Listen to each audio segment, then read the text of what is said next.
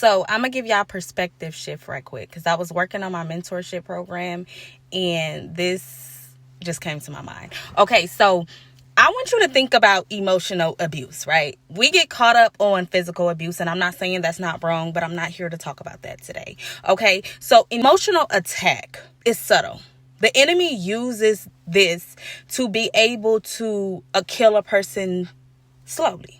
Okay, because when you think about it, you are your soul. You dwell inside your soul.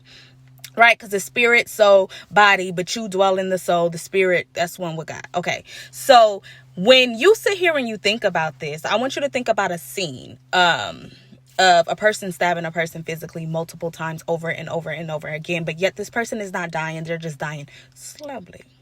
This is what's taking place when somebody emotionally abuse you. And because we think that, the words, when they mad, it's not that big of a deal, not realizing the impact that it's having on who you are. Now, you probably won't really see it in the moment, but as time goes on, you'll be able to see it. This is why a lot of people cannot leave a relationship that they have been in for a long period of time. And a lot of people want to call people stupid and call people dumb because they keep going back, not realizing this is spiritual warfare. This person is actually fighting for their soul, but nobody would never present that, because we live in a world where people always want to paint this picture of I'm so picture perfect, and we got the, people. So you don't even realize that you're adding to this person. You're basically killing this person as well as that relationship that's killing them slowly within themselves. It's killing their soul. They don't have the strength. Which strength do you have when you're getting stabbed like that multiple times and you're dying like slowly? You don't. So emotionally, people don't have the strength to leave something that they know that's killing them. This is how the enemy is using to kill people off. Always people think that a death has to be a physical death. This can be a death to your soul, a death to your destiny, a death to you, who you are at the core, because now you're spiritually dead. You're dead because you have allowed these attacks, because they're under the radar. Oh, it's not physically, everything is fine. Not realizing this is an attack on your soul. This is an attack on who you really are. And this is how the enemy y'all don't even know the tactics, how the enemy uses in these relationships. And this is why it's not healthy to be in a toxic relationship. It is not healthy. This stuff is killing you. The enemy works on codependency.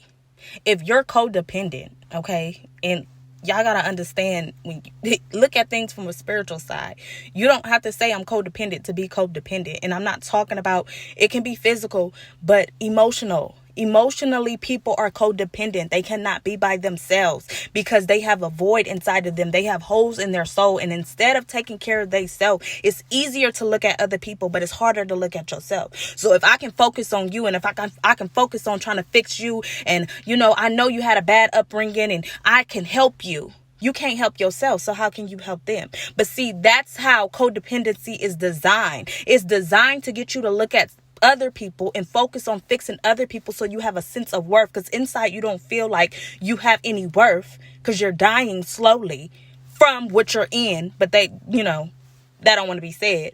But it's designed to keep you from looking at yourself so you can literally be a part of killing your own self. You don't even realize that you're dying slowly inside, if not already dead. This is strongholds over people's life. This is a subtle attack from the enemy to get people to literally just forget their life, forget who they really are. Don't care. I'm so into this relationship. A relationship is not everything, because it was a Adam before it was a Eve. And people have to understand a relationship is not everything. You can't give what you do not possess inside. So if you want to love somebody, you got to love yourself. And you have to be able to understand. Stop calling people dumb. I hate that. Oh, they're dumb for going back to them and da-da-da-da-da. You don't know what that person is going through. That is a stronghold. It's going to take Jesus to deliver them. Okay. So stop calling people dumb and pray for people, because baby, you don't even, there you go. There the enemy go in your life. You need to be trying to figure out what the enemy got you distracted from. Okay, because why, like, we all got problems. Like, let's be clear. We got problems because we're in a war.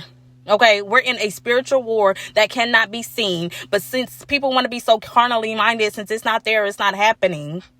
What does the devil have you distracted from? Because you're going to need help. So what you giving out, that's what you're going to get back. So when you want somebody to pray for you or whatever you in, don't expect it, because that's what you couldn't give out because you just wanted to, oh, they dumb, to make yourself feel better about yourself. No. People not always dumb. You don't know what people are fighting. You don't know what people are going through. We are creatures of habit. And like I said, strongholds are not easy to break.